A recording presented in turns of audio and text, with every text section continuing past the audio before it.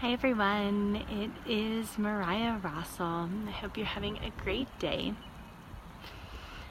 So, for those of you in the Burning Man community, you obviously know that we have a very special and unique culture.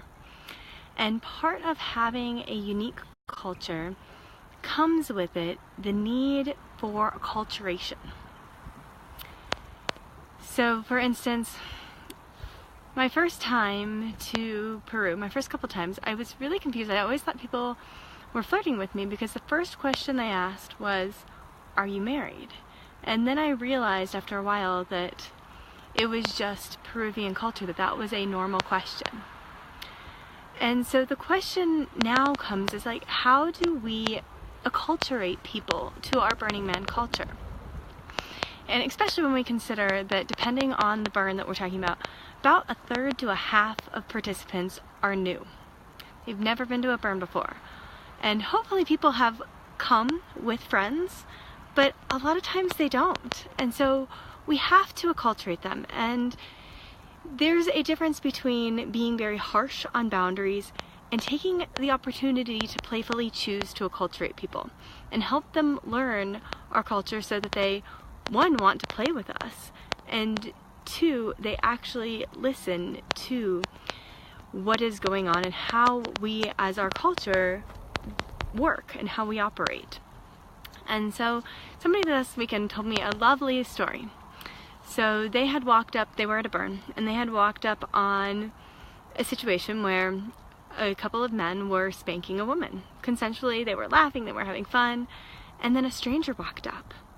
And the stranger went and tried to spank the woman, and one of the men stopped the stranger and said, "Well, but you have to ask first." And so the stranger actually turned to the man and tried to ask. He's like, no, don't ask me. It's not my body. Ask her.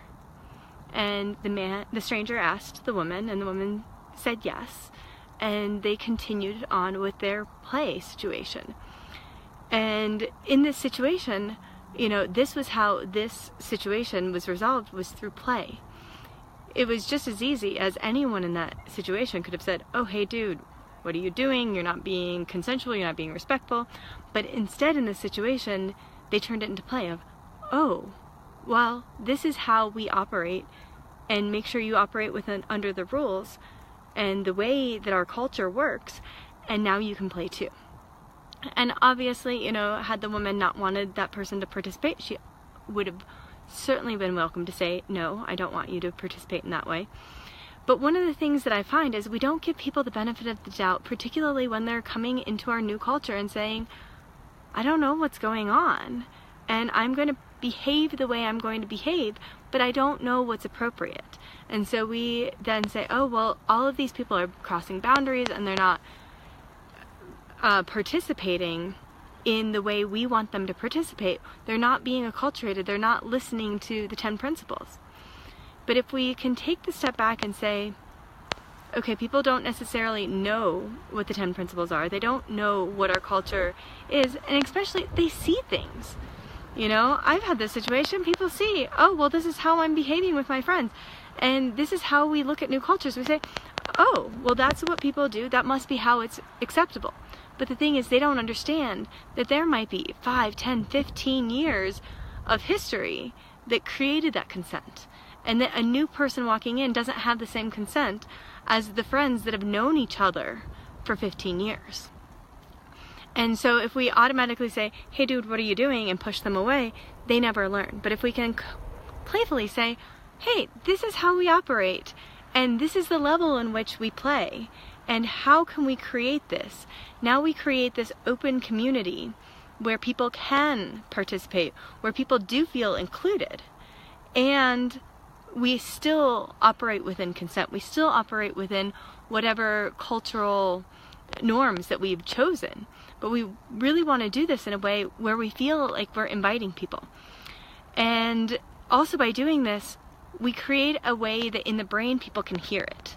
Because if we start to shun people, we start to shame them, we start to say, "Oh my gosh, you're doing it wrong," depending on how it's being said, then we actually operate in certain parts of the brain where they're not able to hear what we're saying, and they shut down and they're not going to listen. And so the way in which we play and communicate this is how we are able to create or acculturate new people into our community. And that is so important, to be able to do it in a way that they can hear and they can participate and they want to play, rather than in a way where they're shut down and we hit their ego and all of those things, and then nobody wants to listen to those things, and so they don't actually get acculturated. And so I just encourage you to play around with this as you encounter new people at Burns. Is how do you playfully acculturate them rather than shutting them down, so that way we can continue with our culture and create something that is new, because that's really what burning culture is we are creating new culture, and we really want people to play with us on those levels. So thank you for tuning in today, and have a great day. Have a good day. Bye.